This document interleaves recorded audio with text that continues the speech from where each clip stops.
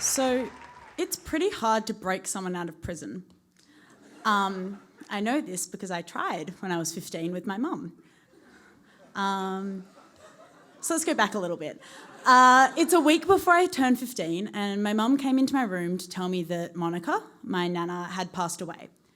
Monica had always struggled mentally and physically, and she'd overdosed on prescription medication. I wasn't old enough to understand everything that was going on, but I was old enough to know that it was super complicated. Now, Monica wasn't my biological grandmother, she's my mum's stepmother, and my mum's family's pretty spread out. But all of a sudden, I had all these relatives that I'd never met before flying in from every corner of Australia to attend Monica's service, which was going to be held at our house. And in amongst all this chaos, I turned 15 and we couldn't let that slide without celebrating. So my dad, my sister, myself, my mum and her two sisters, we all went to Clancy's Fish Pub and we did the Tuesday night weekly community trivia quiz. Woo! And to be honest with you guys, I've never seen a bigger group of cheats. We were Googling answers on our phones under the table. We were going to the toilet every second question to sneaky look up the answer, looking at neighbouring tables' answers. We were desperate, and the means we were going through to get these questions right were a little bit unreasonable. And in the end, we came second. But truth be told, my mum and her sisters had it pretty rough growing up. A bad divorce meant that my mum's two baby sisters, when she was 9, moved to the other side of Australia while she stayed in Perth. And so watching them just be kids and cheat on a quiz and cause a bit of mischief was rare and was really fun for us all. And it was a really good night in a manic week. But 15th birthdays aside, we had a funeral to prepare for, and we had 2 problems. The first was that my Uncle Barry was in jail. At the time, he was in jail for stealing from Monica and my granddad, but he'd been in and out for drug-related crimes as long as I could remember. We had this landline, and sometimes we would answer it, and it would be like, an inmate from Acacia Prison is trying to contact you. And we'd be like, Mum, phone for you. But he was Monica's only biological child, so it was really important that we got him to the service. And there are exceptions when you can get someone out of jail to have a free day pass, and one of those exceptions is a funeral. With one catch, there has to be a dead body present. And that brings us to problem number 2. We didn't have a dead body. So because of the circumstances of Monica's death, the coroner wasn't ready to release her body yet, which didn't stop my mum, who's the one laughing in the crowd right now. She got on the phone to the Australian police, who asked if there would be a dead body in our house. And she said, of course, and then hung up. And that was when the panic kicked in, because police would be accompanying Uncle Barry to our funeral, where they would be expecting to see a dead body that we did not have.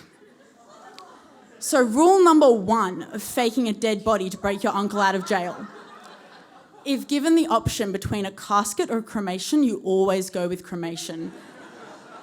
Urns are much easier to carry around, and people are less concerned about whether the ashes resemble your dead grandmother or not. So we said she'd been cremated. But if you think urns are cheap, you would be wrong. Real urns are very, very expensive, and it's really awkward to try and return your urn to the shop you got it from after you've used it as a dead body decoy. Thanks, but we weren't satisfied with the product. So we went to the one place that sells anything cheaper, Good Sammy's,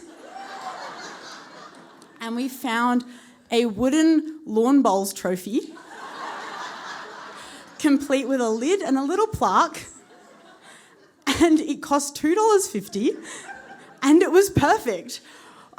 We brought it home. My mum hot glue gunned the lid onto it so that no one could look inside, like a police officer maybe, to see if Monica was actually in there. We put it up on the piano next to a photo of Monica and some rosemary for remembrance. And that was there for the whole service. And my mum, her two sisters, and my immediate family were the only ones who knew that this was a $2.50 lawn bowls trophy that did not have Monica's dead body in it. So the woman running the service referred all of her stories to this little wooden trophy.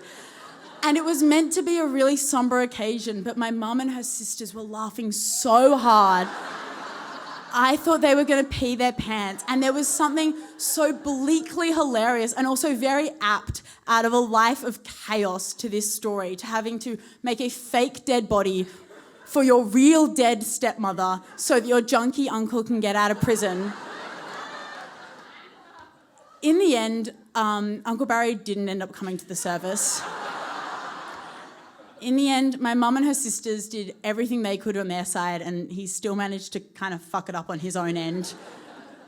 But there was still something really glorious for 15-year-old me in seeing these adult women who, for most of their childhood, had been separated by the entirety of Australia, just breaking the rules, lying to the police, laughing, causing mischief, and just being kids together, which was not something you got to see much.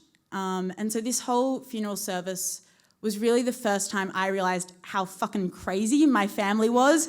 Met a lot of people I didn't know, learned a lot of stories I didn't know, but at the end of the day, it was also the first time my family was all kind of in one place, and they're my family, and I really love them. That's my story.